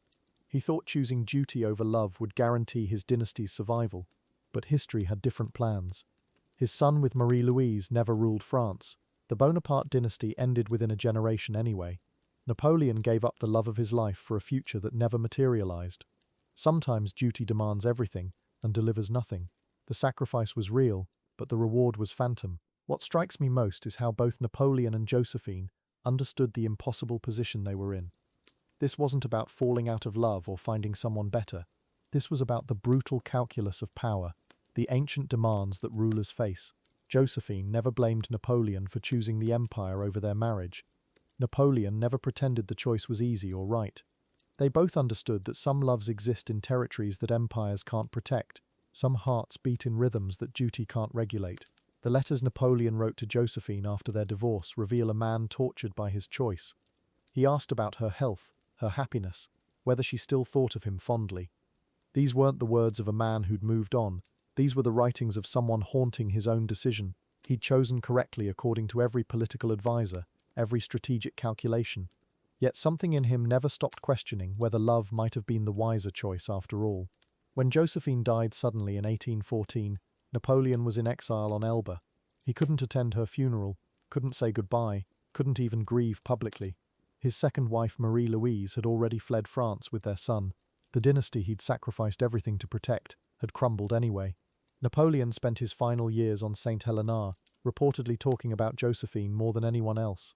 In the end, love proved more durable than empires. Duty had demanded everything, but memory kept what mattered most. Their story captures something universal about the human condition. We all face moments when what we want conflicts with what we think we should do. Napoleon's dilemma was just played out on history's biggest stage.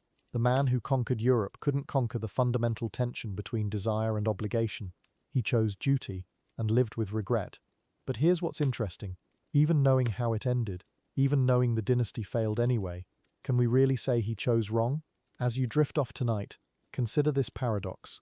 We live in an era that celebrates following your heart, choosing love over convenience, prioritizing authentic connection over strategic advantage, yet we still face the same pressures Napoleon did, just in smaller, quieter ways. Sometimes love and duty align perfectly, sometimes they tear us apart.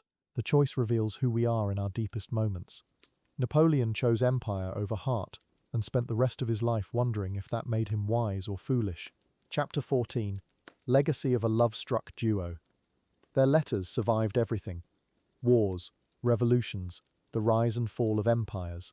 300 pieces of paper that somehow made it through 2 centuries of chaos, still sitting in archives today, still making historians blush, because Napoleon Bonaparte, the man who conquered Europe, wrote to his wife like a lovesick teenager. These weren't state documents. They were raw human need, preserved in ink. The intimacy is startling. I have not passed a day without loving you. I cannot exist without you. This from a man who normally dictated orders to generals and kings, but alone with his quill, writing to Josephine, he became completely vulnerable. Desperate, human, the letters reveal something historians rarely capture. The private emotional life of someone who shaped the world. How power and neediness can exist in the same heart. Josephine kept them all. Even after their divorce, even after he remarried, she preserved every desperate midnight confession, every sexually explicit plea, every moment when the emperor forgot he was an emperor and just became a man missing his wife. She understood what she possessed, not just love letters, but historical documents that would outlive them both. Evidence that even conquerors can be conquered by longing. Their story crashed into literature like a cannonball. Lord Byron read Napoleon's letters and saw himself, the romantic hero, undone by impossible love. Stendhal built entire novels around their dynamic. The passionate man, the sophisticated woman, who couldn't quite match his intensity. It became the template for tragic romance. Love that burns too bright to last. Desire that destroys what it most wants to preserve. By 1820, their relationship had spawned dozens of novels, poems, plays. The image captured European imagination completely. This idea that even unlimited power couldn't guarantee happiness, that the man who could command armies couldn't command a woman's heart. Writers found something irresistible in that contradiction. The ultimate romantic tragedy wasn't about death, it was about choosing duty over love, and living with the consequences. Theatre audiences wept watching their story performed. The divorce scene became legendary, Josephine collapsing, unable to read her consent, Napoleon's voice breaking as he read it for her. Playwrights understood the devastating irony. The revolution had promised that love could triumph over arranged marriages. Yet here was its greatest hero, choosing exactly like a medieval king, personal happiness sacrificed for dynastic necessity. Artists painted them obsessively, not the official portraits showing imperial majesty, but intimate scenes. Napoleon reading her letters by candlelight, Josephine in her garden at Malmaison, still wearing his ring years after the divorce. These images captured what formal history missed, that their love survived the end of their marriage, that some bonds transcend legal documents, that heartbreak and tenderness can coexist. Their correspondence revealed something scandalous for the early 1800s. Married couples could be friends, equals, partners in more than just name. Napoleon discussed military strategy with Josephine. She advised him on politics. Their letters show intellectual intimacy, alongside physical passion. This challenged rigid gender roles. Marriage could be companionship, not just duty. Revolutionary thinking. From the Revolution's most famous couple, Josephine became a feminist icon, though she never would have used that word. Women identified with her impossible position, criticized for affairs, while his were expected, blamed for her age, while he'd rushed the marriage, discarded for failing to produce children, as if fertility were entirely her responsibility. Her dignity during the divorce inspired generations of women facing their own impossible choices. The letters shattered Napoleon's public image in the best possible way. The cold military genius became human, insecure, desperately in need of reassurance. You are the constant object of my thoughts. This vulnerability made him more fascinating, not less. Readers discovered that strength and neediness aren't opposites, that even emperors wake up afraid of losing the people they love. That power doesn't protect you from heartbreak. Modern romance inherited their template directly. The successful, powerful man brought low by love. The sophisticated woman who remains slightly out of reach. The passion that survives betrayal but can't survive circumstances. Every contemporary love story that ends with noble sacrifice, with choosing what's right over what's wanted, echoes Napoleon and Josephine. They created the blueprint for romantic tragedy that still breaks hearts today. Their letters became historical artifacts of desire itself. How people loved in 1796, how they expressed longing before modern psychology gave them vocabulary for complex emotions. Napoleon's raw honesty, "I cannot bear to be away from you," reveals how little human need has changed. The words are different. The desperate ache of missing someone is exactly the same. Some things transcend centuries. Social historians study their relationship to understand changing marriage expectations. They married for strategic reasons but developed genuine partnership. She retained independence, kept her own income, maintained separate residences even during their happy years. This modern arrangement, love with autonomy, challenged traditional models. Their success suggested marriage could evolve beyond ownership to genuine companionship, revolutionary thinking that influenced social reform movements. European royalty watched their divorce with fascination and horror. Here was proof that even imperial marriages couldn't escape the ancient dilemma: love or duty, heart or crown. Their choice influenced royal marriage patterns for generations. Future monarchs would struggle with the same impossible balance, knowing that Napoleon himself couldn't solve it, that even unlimited power has limits when facing the human heart. 2 centuries later, their story still captivates us, not because it ended happily, but because it didn't. Because they loved genuinely and lost inevitably, because circumstances defeated them, not lack of caring. Their correspondence preserves something precious, proof that profound connection is possible, that it's worth pursuing even when you know it can't last. That love matters, even when love isn't enough. Their legacy lives in every love letter written since. Every person who chooses vulnerability over safety. Every relationship that survives betrayal and grows stronger. Napoleon and Josephine showed us that great love isn't always successful love, but it's always transformative. Their words, preserved in archives, still whisper the same truth. That being loved completely, even briefly, changes everything. Even if you're an emperor. Even if you conquer the world. Chapter 15. Everlasting Love. History remembers Napoleon as the man who conquered Europe, but in his final moments on St. Helena, he whispered one name: Josephine. Not France, not glory, not his empire, but the woman he divorced to save that very empire. Tonight, we strip away the legend and meet the man underneath. A man who learned that the greatest victories mean nothing if you lose the person who made winning worthwhile. The divorce papers were signed December 15th, 1809. Napoleon kept the original decree in his personal effects until he died. 12 years later, on his deathbed, attendants found it folded carefully in his jacket pocket, worn thin from handling. He'd carried their ending with him everywhere, like a wound that never properly healed. The Emperor of Europe, reduced to a man keeping fragments of his broken heart.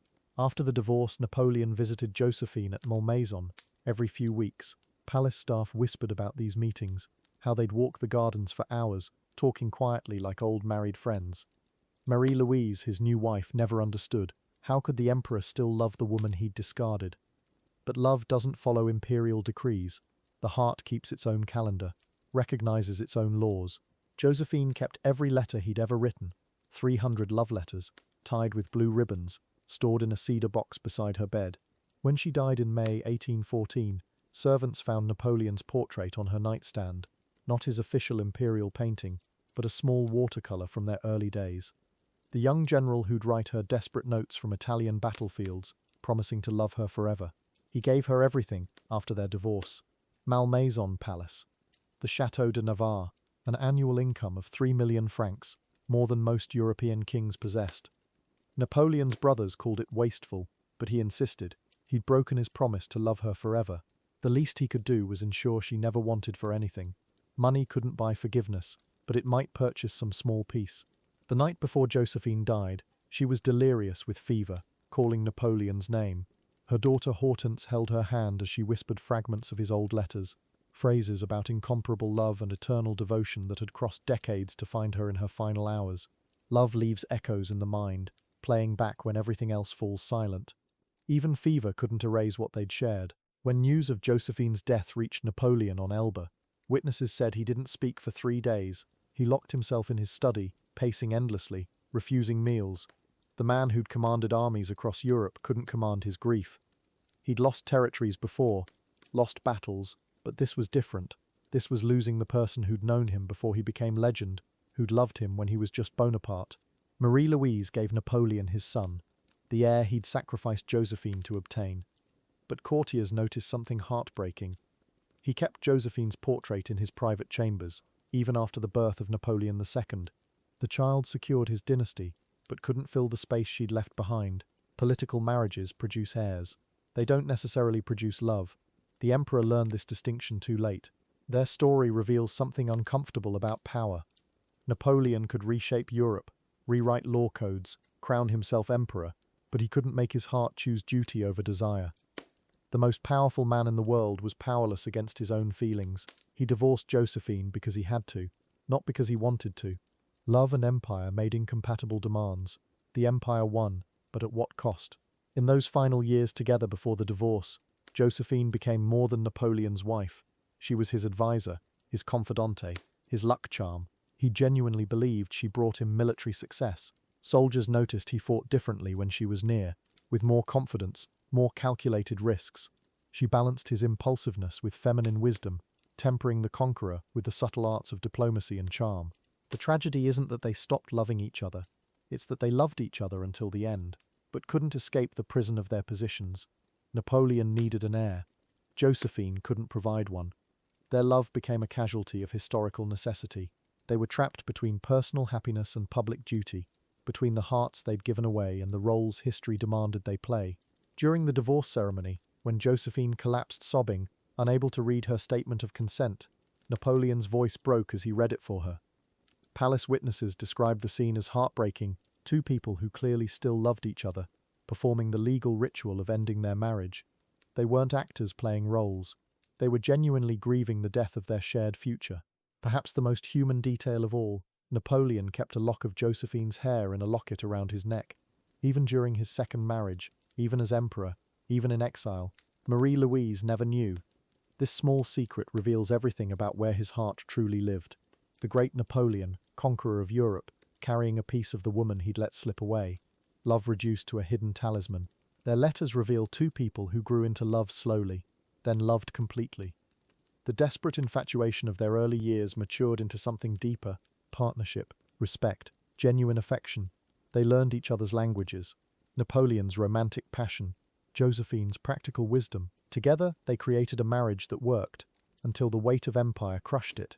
They succeeded as husband and wife, but failed as emperor and empress. On his deathbed in 1821, Napoleon's final coherent words were about Josephine, not his military victories, not his legal code, not his son, but the woman whose love had made him feel worthy of greatness. 7 years after her death, she was still his last thought. The emperor's final conquest was accepting that some losses can never be recovered, some mistakes never undone. History judges Napoleon by his conquests, but he judged himself by his love. In the end, the Emperor of Europe was just another man who'd chosen ambition over happiness, then spent the rest of his life wondering if he'd made the right choice. Their love story reminds us that even legends face the same impossible choices we do. Sometimes, heartbreakingly, love isn't enough to overcome the world.